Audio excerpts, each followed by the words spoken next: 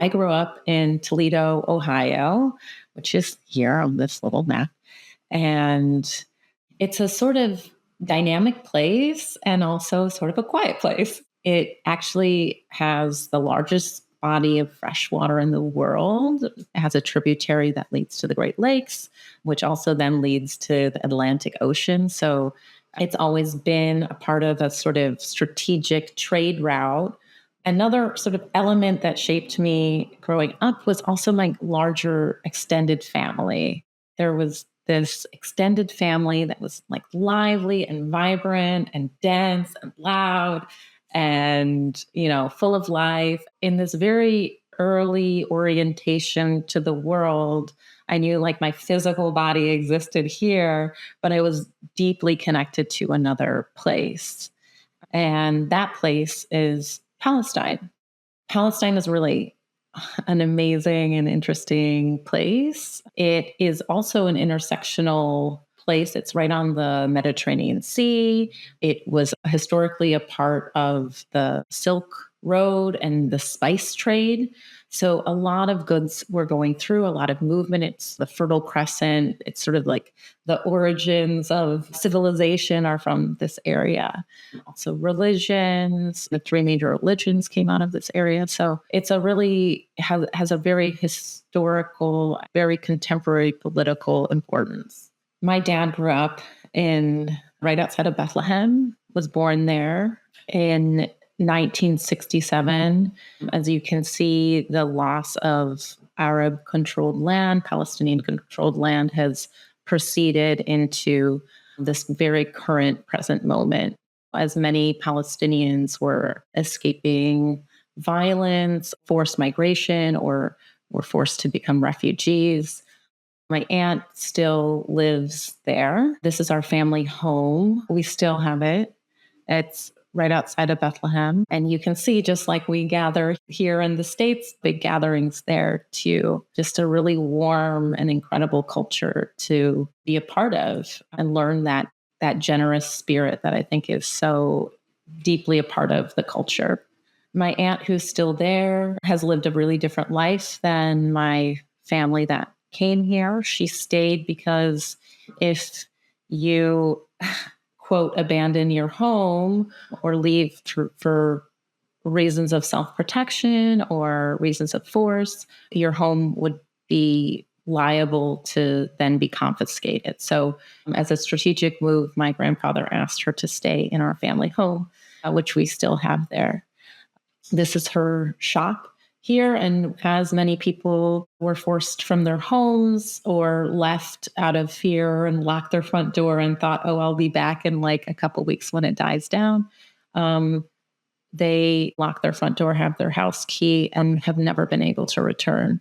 So she actually is the keeper of many people's house keys, which is a really powerful symbol in Palestinian refugee history and present.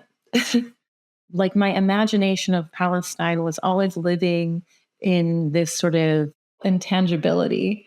And it was also framed within a certain era, because that's when my family came here, like the Palestine I knew about growing up was from 1967. So it sort of was frozen in the time. And in certain ways, I idealized it a lot.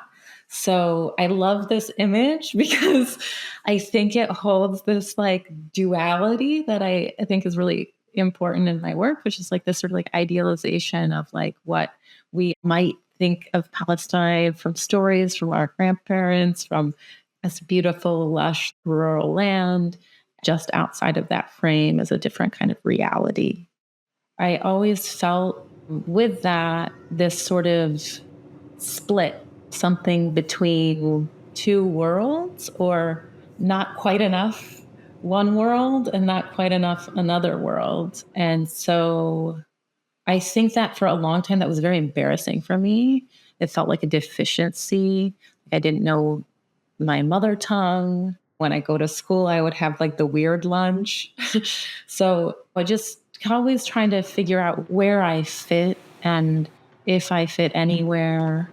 Come to find out that actually that's very common. And I think maybe many people out there might have had this experience of having one culture, but growing up in another. Apparently, it's called a third culture kid. I found out about this term pretty recently, only a couple years ago.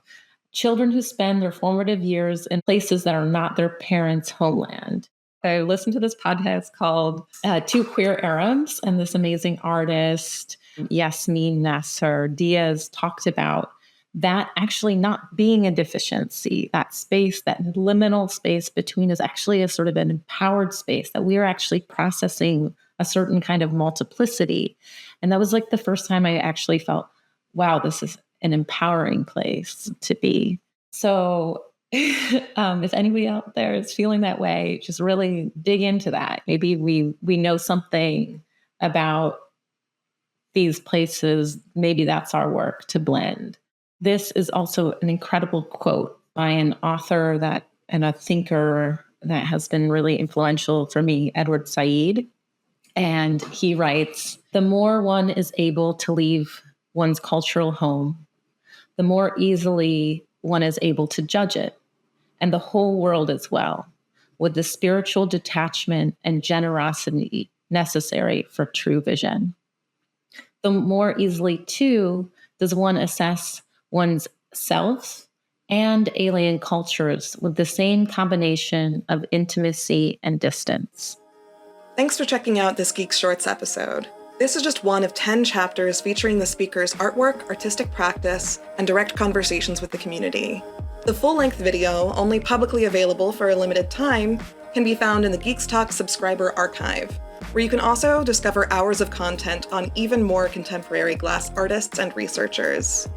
As a BIPOC and artist-led organization, GEEX redefines the culture of contemporary glass by canonizing artists and thinkers who have been historically marginalized in the field.